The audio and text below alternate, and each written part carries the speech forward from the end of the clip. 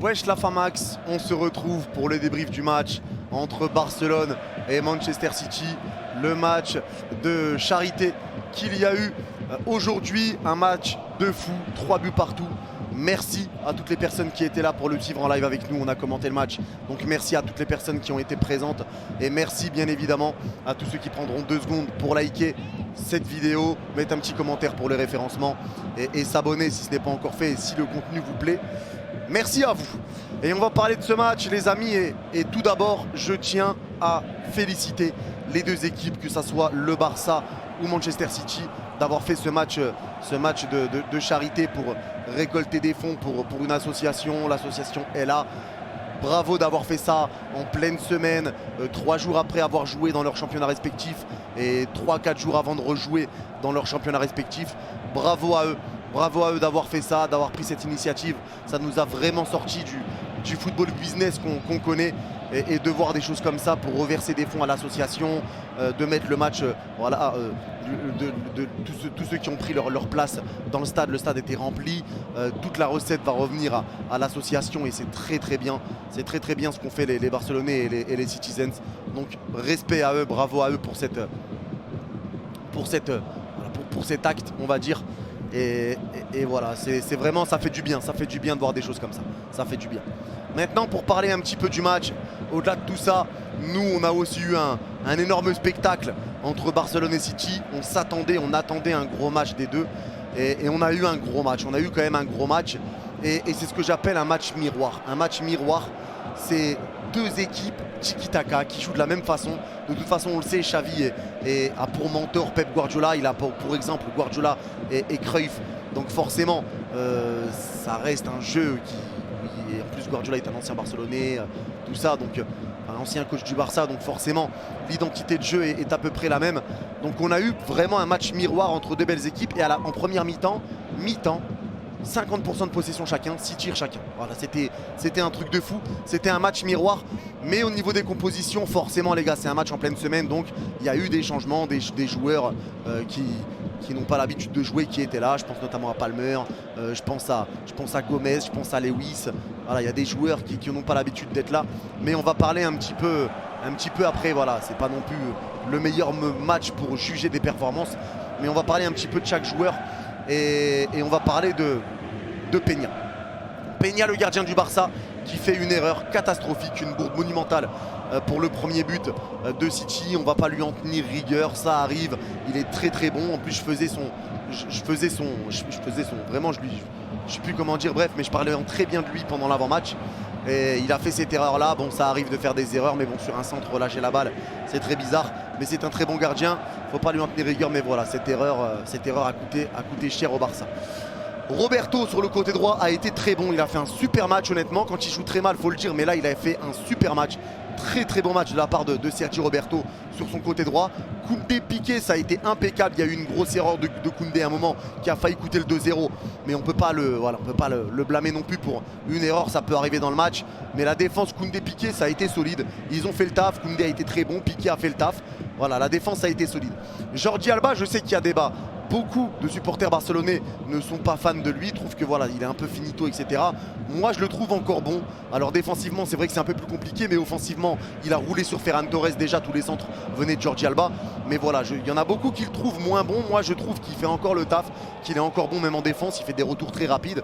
Et il a été plutôt bon pour défendre sur Mahrez, même si Mahrez est passé de temps en temps. Mais voilà, il a été plutôt bon. De Jong, homme du match à mes yeux. Il n'y a pas de débat. De Jong a été exceptionnel au milieu de terrain. Il a tenu la baraque et je pense que depuis ces rumeurs de départ où le Barça voulait le séparer de lui, il est en train d'enchaîner les top performances et De Jong a été monstrueux ce soir encore une fois. Vraiment un très gros match de sa part. Busquets aussi a été très bon et Kessie a été très bon également. Un petit peu plus dans le dur que Busquets et De Jong, mais Kessie a été bon également. Mais Busquets De Jong, ça a été très fort. Rafinha, ça a été un match assez complexe. Pas beaucoup de ballons, etc. Ça a été un match assez complexe pour lui, des passes un petit peu ratées, etc. Mais voilà, des bons appels de balles, etc. Ça a été quand même un petit match un petit peu complexe. Dur à juger en fait parce qu'il y a eu tellement une énorme bataille au milieu de terrain que les attaquants, que ce soit pour City ou pour le Barça, ont eu du mal à être en vue. Et c'est drôle dans un match où il y a eu 3 partout. Mais je trouve sur cette première mi-temps que les attaquants ont vraiment eu du mal à être en vue.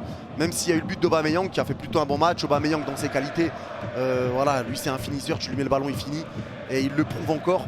Pour moi, ça serait une doublure parfaite pour Lewandowski. Maintenant, si le Barça est obligé de le vendre, qu'il le vende pour récupérer 28 millions. Mais moi, je pense qu'il ferait doublure parfaite de Lewandowski devant. Mais voilà, si Xavi décide de le vendre, autant le vendre. Mais je pense que Depay devrait plus partir, même si les deux sont en pourparlers pour quitter le club. Et Ferran Torres, alors je fais peut-être une fixette avec lui, mais je l'ai trouvé horrible. Je l'ai trouvé horrible encore une fois. Toutes les actions dangereuses arrivées de Jordi Alba, qui était défenseur gauche, je l'ai pas trouvé fou. Alors peut-être que je fais une fixette sur lui, je suis prêt à l'entendre, mais pour moi il a vraiment pas été bon. Dites-moi vous ce que vous en pensez en commentaire, mais pour moi vraiment il n'a pas été bon. Voilà pour les titulaires, il y a eu les entrées, je vais pas parler de tout le monde les gars, c'était un match de charité. Donc voilà, forcément, je vais pas parler d'entrée de Fati, de Garcia, de Gavi, etc. Mais voilà, les entrants ont fait un bon match également. Voilà, ça va. Après, on va pas rentrer dans les détails de fou non plus. Mais vraiment, c'était un match très serré, c'était un match miroir. J'avais l'impression de voir les deux mêmes équipes. Le City a repris l'ascendant à un moment parce que Guardiola a fait des changements où il a fait rentrer son équipe type et Xavi continuait de faire rentrer des joueurs qui n'ont pas l'habitude de jouer. Donc c'est à ce moment-là que City a commencé à reprendre l'ascendant. Mais le Barça c'est pas dégonflé et a récupéré ce 3-3 sur aussi, on va revenir après sur le penalty. Du côté de City, pour moi Walker et Diaz ont été sensationnels en défense centrale. Lewis a beaucoup participé au jeu, mais voilà, défensivement, rien de spécial. C'est Walker qui a pour moi tout ratissé avec Diaz. Gomez a fait un bon match, Ortega pareil dans ses buts. Calvin Phillips, je l'ai trouvé très moyen par contre. Je l'ai trouvé très moyen, je ne sais pas si c'est l'habitude de Rodri, mais je l'ai trouvé très moyen. Bernardo Silva a été stratosphérique comme d'habitude avec Walker et Diaz. Palmer a été très mauvais, même s'il marque son but en deuxième mi-temps. Palmer ça a été très mauvais, je trouve en tout cas personnellement. Foden, Alvarez, Mahrez, la première mi-temps a été dure, mais comme je vous ai dit, bataille du milieu. Grosse bataille du milieu, donc forcément les attaquants ont du mal à être trouvés. Mahrez a eu des situations où il passait Alba, etc. Des centres, il y a eu des situations des deux côtés, mais voilà, c'est vrai que l'attaque a eu du mal à faire le danger sur les défenses adverses. C'est en deuxième mi-temps où vraiment ça a commencé à changer, à partir un petit peu plus en folie. Avec pareil aussi, il y a eu des erreurs. L'erreur de Kevin De Bruyne quand il rentre, qui donne un but gratuit au Barça, comme le Barça a donné un but gratuit à City. Le penalty, les gars, pour moi, je sais pas, j'ai vu qu'un angle, donc je ne sais pas, mais pour moi, le penalty, il n'y a pas faute. Honnêtement, il n'y a pas faute sur Haaland. Il y a peut-être une simulation, je ne sais pas. Après, peut-être que c'est l'angle qui n'est pas bon. Il touche légèrement, c'est vrai, mais je ne pense pas que ça soit à ce point de le déséquilibrer. Mais voilà, il y a eu penalty transformé par Riyad Mahrez, qui est mon joueur préféré avec Marco Verratti. Vous le savez, en même temps, je suis algérien. Mais franchement, on a pris du plaisir. On a pris du plaisir sur ce match. Alors, on n'est pas là pour en tirer des grandes conclusions, les gars. C'était un match de charité, donc forcément, la cause passe avant ce qui se passe sur le terrain. On a vu des grands sourires à la fin entre Guardiola et Xavi, un grand câlin, etc. Donc on n'est pas là pour parler du penalty, pas penalty. À la limite, le score n'est que secondaire et vraiment il est secondaire. On a vu un très bon match. Le Barça a prouvé qu'il était capable de faire un bon jeu contre Manchester City. Ils l'ont prouvé. Mais voilà, il n'y a pas de grandes leçons à en tenir. On a eu un beau match, on a passé une belle soirée, on a passé un bon moment. Ça nous a fait du bien au cœur de voir qu'il y avait encore des mouvements comme ça qui se faisaient pour les œuvres de charité. Ça fait du bien. En tout cas, nous, on se retrouvera en live demain pour le tirage au sort de la Ligue des Champions à 16h, tirage à 18h, live à 16h, on va se régaler.